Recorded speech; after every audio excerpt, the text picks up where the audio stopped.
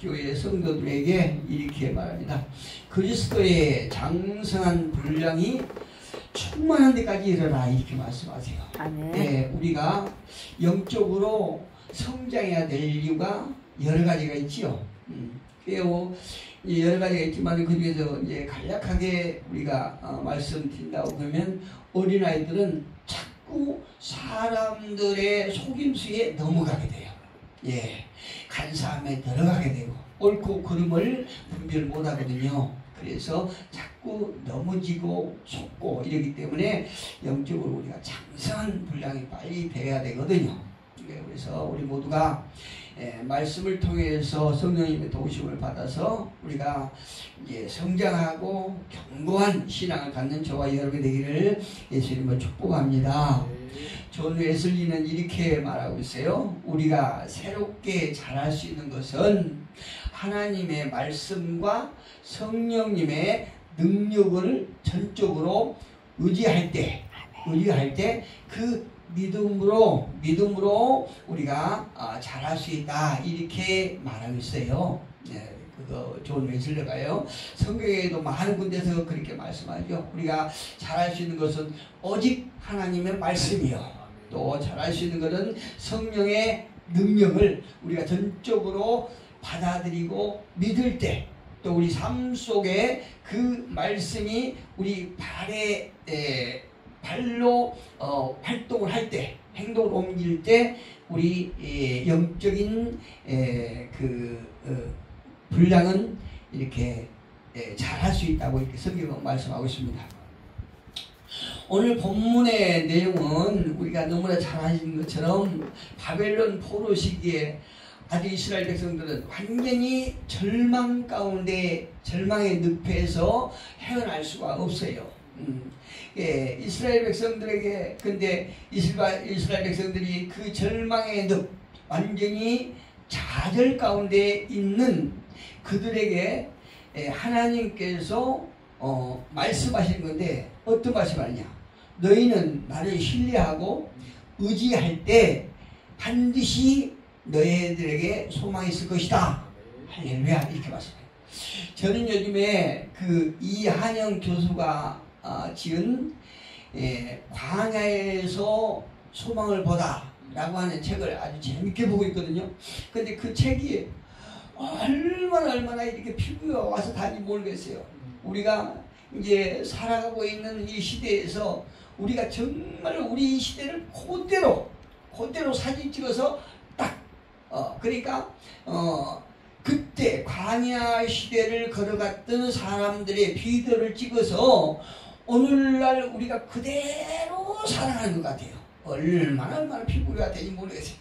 그러니까 그런 광야 같은 세상 속에서도 오직 하나님의 능력을 의지하고 하나님을 신뢰할 때 하나님은 그런 자들에게 위로해 주시고 평안을 주시고 또 소망을 보게 하신다는 얘기예요.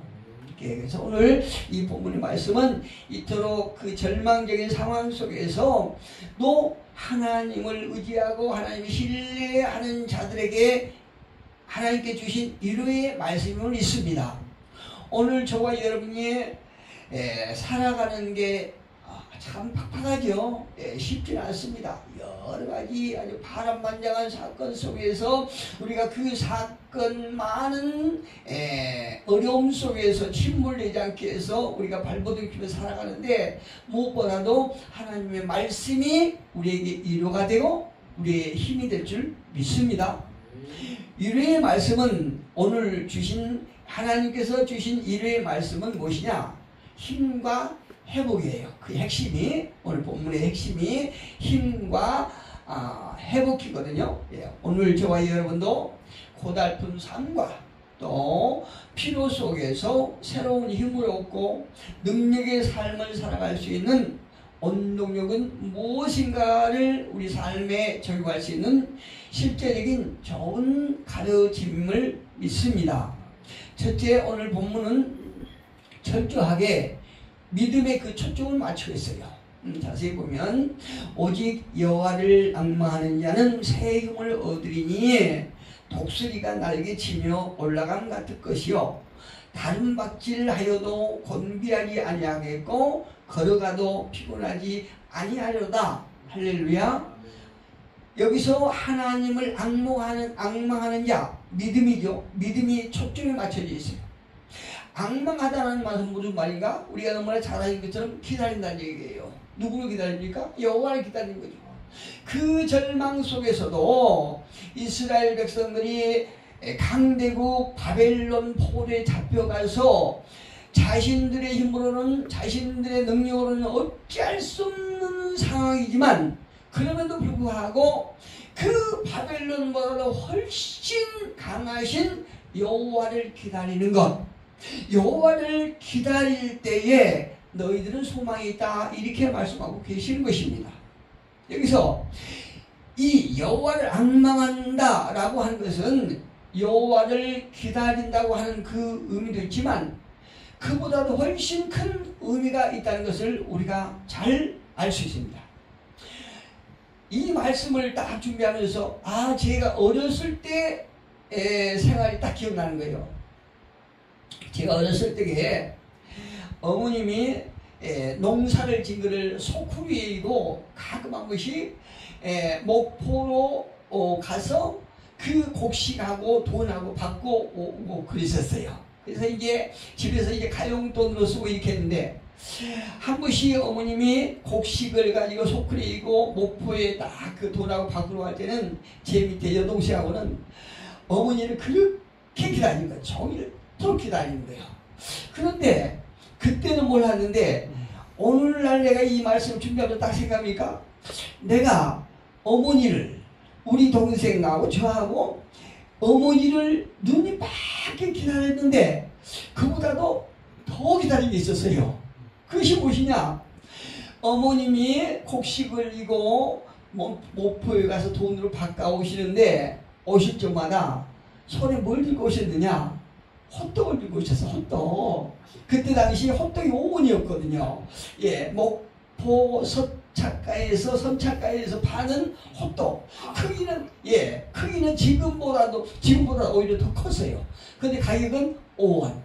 단돈 5원짜리인데 그 호떡이 얼마나 먹고 싶은지 어머님을 눈밖에 기다렸지만 어찌 보면은 어머니는 오실 걸 당연히 여기지만은 어머니가 과연 손에 호떡을 쥐고 오실 건가 안 쥐고 오실 건가 이게 너무나 기대했던 것이에요. 예, 이 바벨론으로 끌려간 이스라엘 백성들도 단순히 여호와를 기다리는 것, 여호와를 악망하는 것 그 선을 넘어서 여호와께서 우리에게 일요일 말씀을 주시면서 아버지께서 우리에게 약속한 것이 무엇인가 그거를 소망하라는 것이에요.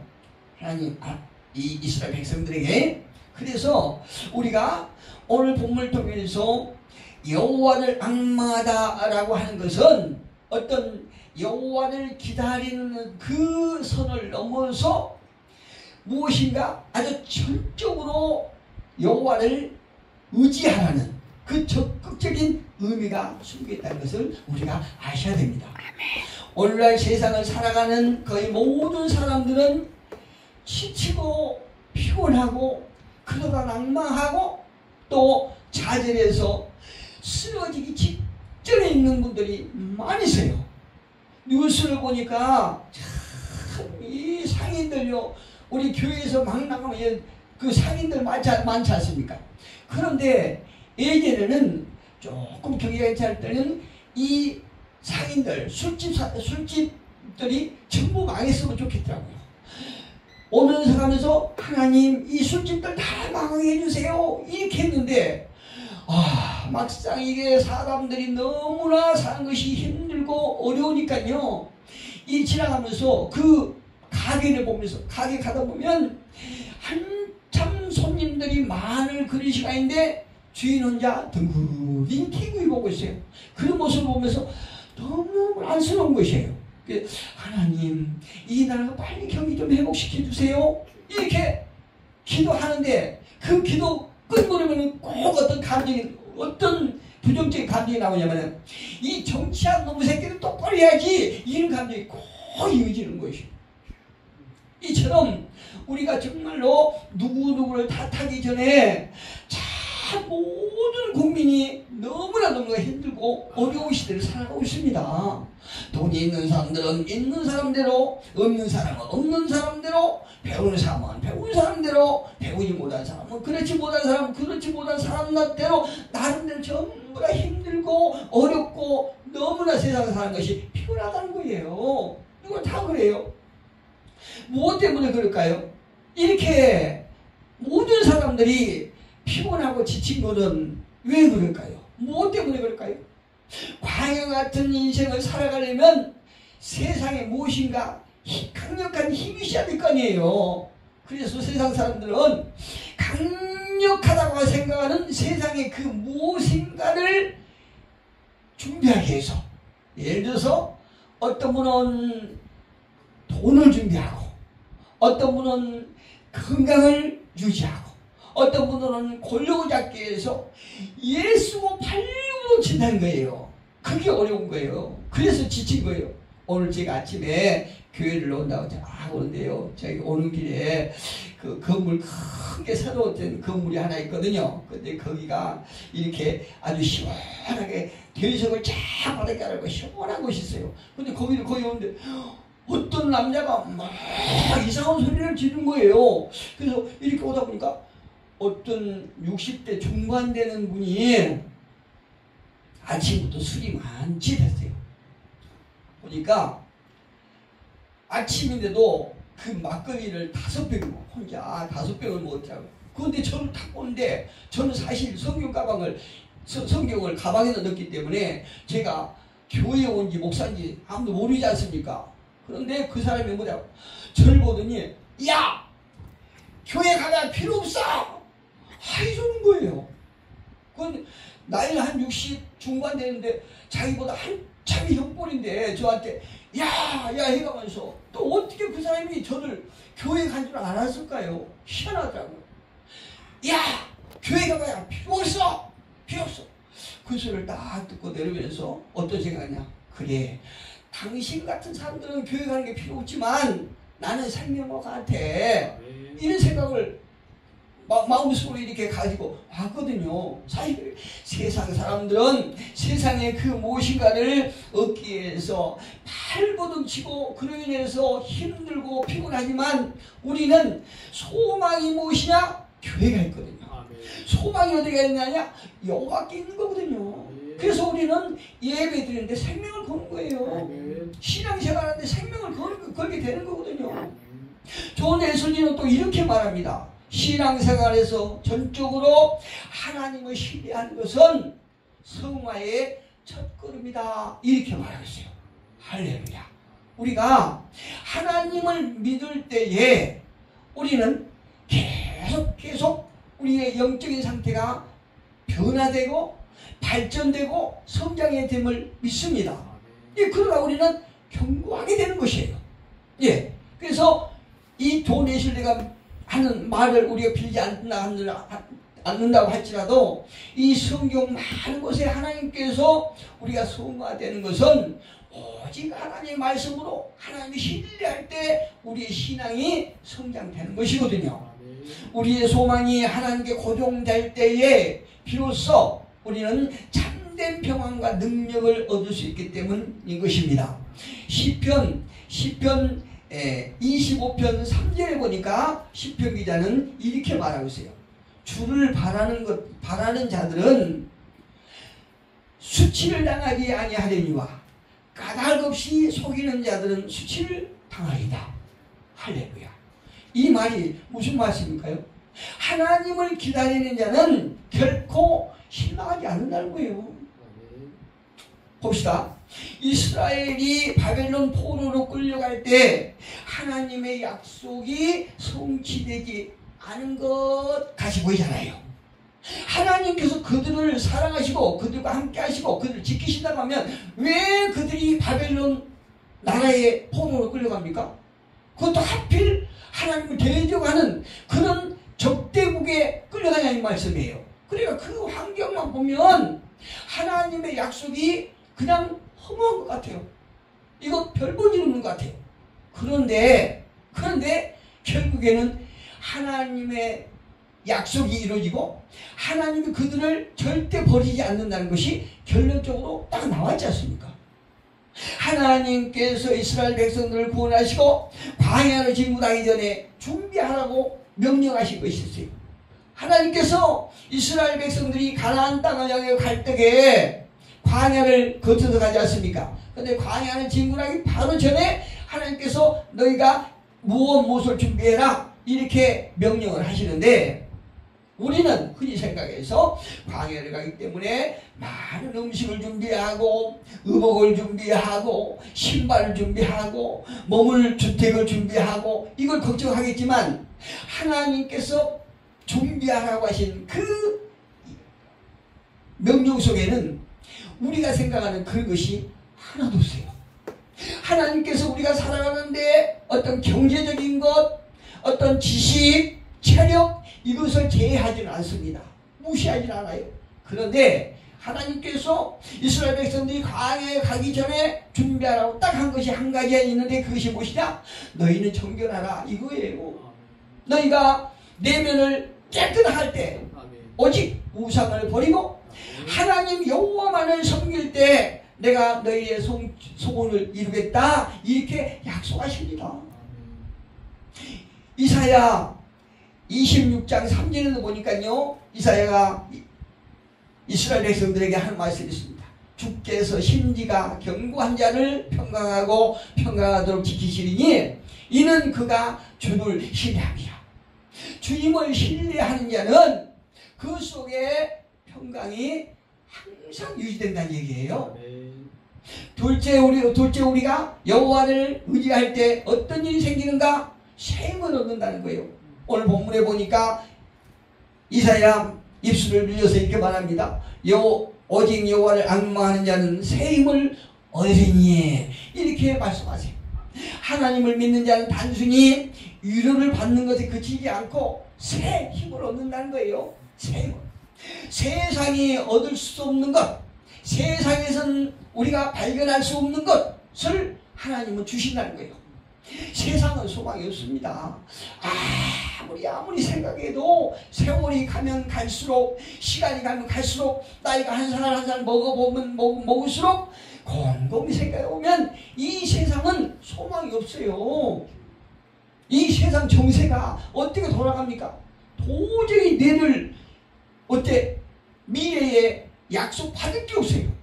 예, 우리가 의지할 게 없다는 말이에요. 어디를 봐도 소망이 없다고, 소망이라고는 절대 찾아볼 수가 없는 것이 이곳이에요. 광야거든요. 오직 우리는 예배하면서 주님과 가까이 하는 것만이 소망이고 이루고 힘인 것입니다. 물론 그날까지 저와 여러분에게 맡겨지는 그 시간을 잘 아끼면서 우리가 그 시간을 허비하지 않냐고 맡겨진 것을 성실하게 시행해야 되겠죠. 그러나 세상은 바다요, 파도가 있습니다. 그래서 흔들릴 수밖에 없어요. 우리가 이 파도 속에서 때로는 이 세상에서 몰아치는 그 파도 가운데 흔들릴 수는 있지만, 그럼에도 불구하고 우리는 하나님의 말씀을 붙잡고 있기 때문에 우리는 그 파도에 휩쓸려가지 않는다는 사실이에요. 왜 그럴까요? 하나님께 주신 강력한 힘이 있기 때문에. 하나님을 전적으로 의지할 때만이 독수리가 하늘을 향해서 날아오르고 올라가듯이 하나님께서 저와 여러분을 고난 위로 끌어올릴 줄 믿습니다. 누구에게요? 하나님 의리한 자에게, 여호와를 앙망하는 자들에게. 우리가 비록 이 세상에서 고난을 당하지 않을 수는 없지만, 그럼에도 불구하고 하나님을 우리가 의지하고 그분을 신뢰할 때에 하나님은 우리를 들어서 우리를 고난 위의 삶으로 올려칠 것이라, 이 말씀이에요. 이것이 우리에게 소망입니다. 성경은요, 우리가 성령의 능력을 통해서 또 우리가 새롭게 될 수 있다고 말합니다. 다시 말씀드려서 성령을 통해서 우리가 성화되고 또 성화됨으로 새로운 힘을 얻고 그 위에 하나님은 은혜까지 부어주신다고 약속하십니다. 그리고 이 힘은 우리의 연약함을 극복하고 또 하나님의 뜻을 행할 수 있게 해주신 것입니다. 빌립보서 4장 13절을 보니까 내게 능력 주시는 자 안에서 내가 모든 것을 할 수 있습니다. 할렐루야. 사도 바울도 자신도 역시 그리스도 안에서 모든 고난을 다 성령께서 이기게 해주셨다고 고백하고 있습니다. 오늘 본문 32절 같이 한번 읽어봅니다. 오직 여호와를 앙망하는 자는 새 힘을 얻으리니 독수리가 날개 치며 올라감과 될 것이요 다른 박질을 하여도 곤비하지 아니하겠고 걸어가도 피곤하지 아니하리로다. 할렐루야. 우리는 종종 지치고 낙심하고 좌절하기도 하고 넘어지기까지 할 때가 있습니다. 그러나 하나님께서는 우리의 연약함을 아시고 성령을 통해서 새 힘을 주십니다. 우리는 이 거칠고 메마르며 파란만장한 광야 같은 인생에서 승리하려면 오직 하나님의 말씀으로 성령을 의지해서 하나님 앞에 나아갈 때에 예상하지 못했던 힘과 능력과 용기를 얻게 될 것입니다. 세상에 아무리 좋은 것도 귀한 것도 오직 은혜 안에서만이 성장할 수 있습니다. 그래서 히브리서 기자는 믿음의 주요 온전하신 예수를 바라보자 이렇게 우리에게 권면하고 있습니다. 우리 모두는 신앙 경주를 하면서 내 힘, 내가 가진 것을 의지하지 말고 오직 예수 그리스도를 바라보면서 끝까지 영적 인내를 할 때 승리할 것이라는 확신을 가지고 나가서 이번 한 주간도 반드시 승리하는 저와 여러분이 되기를 예수 그리스도 이름으로 축복합니다.